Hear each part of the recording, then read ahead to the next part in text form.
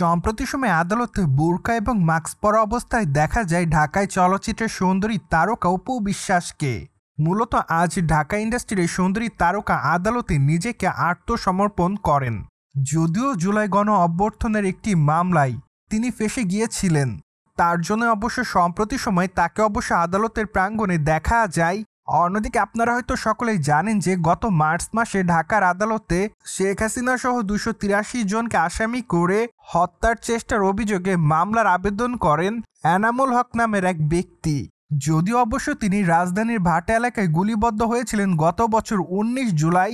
মূলত সে মামলাকে কেন্দ্র করে বর্তমানে আদালতে হাজির হতে দেখা গিয়েছে ঢাকায় চলচ্চিত্রের তারকা অপু বিশ্বাসকে।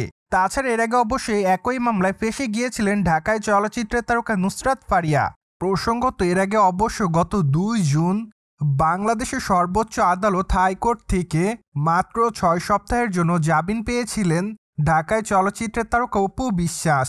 তাই তো বলাই বাহুল্য যে বর্তমানে সেই জামিনের মেয়াদ শেষ, আর এজন্য সম্প্রতি নিজে আদালতে আবার উপস্থিত হয়ে নিজেকে নির্দোষ প্রমাণ করতেই স্যালেন্ডার করেছে ঢাকায় চলচ্চিত্রের এই বিউটি কুইন। সেখানে অবশ্য সম্প্রতি তাকে বোরকা এবং মাস্ক পরা অবস্থায় দেখা যায়, যদিও তার চেহারাটা অবশ্য স্পষ্টভাবে বোঝা যাচ্ছিল না, কেননা সম্পূর্ণভাবে মুখ চোখ ঢাকা অবস্থায় দেখা গিয়েছিল নায়িকাকে। তাছাড়া আজ অবশ্যই তারকা আদালতে দাবি করেছেন যে তিনি একজন অভিনয় শিল্পী, কখনো রাজনীতি করেনি, রাজনীতি বুঝেনও না তিনি, কিন্তু তাকে মামলায় ফাঁসিয়ে দেওয়া হয়েছে। মূলত সম্প্রতি আদালতে আত্মসমর্পণ করে কথাগুলো জানিয়েছে ঢাকায় চলচ্চিত্রের দর্শকপ্রিয় তারকা অপু বিশ্বাস। অন্যদিকে আপনারা সকলে জানেন যে ঢাকা ইন্ডাস্ট্রির বর্তমান সময়ের দর্শকপ্রিয় তারকাদের মধ্যে অন্যতম অপু বিশ্বাস। যদিও সুন্দরী তারকা তার অভিনয় গুণে তার দর্শকদের কাছে আলোচনার শীর্ষে ছিলেন সর্বদাই।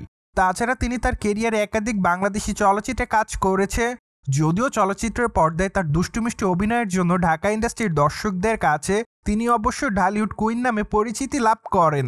তাছাড়া বর্তমানে অবশ্য চলচ্চিত্রের পর্দায় সুন্দরী তারকাকে একটু কমই দেখা যাচ্ছে, কেননা আপাতত এই সুন্দরী তারকা তার সন্তানকে নিয়ে খুবই ব্যস্ততার মধ্যে থাকেন।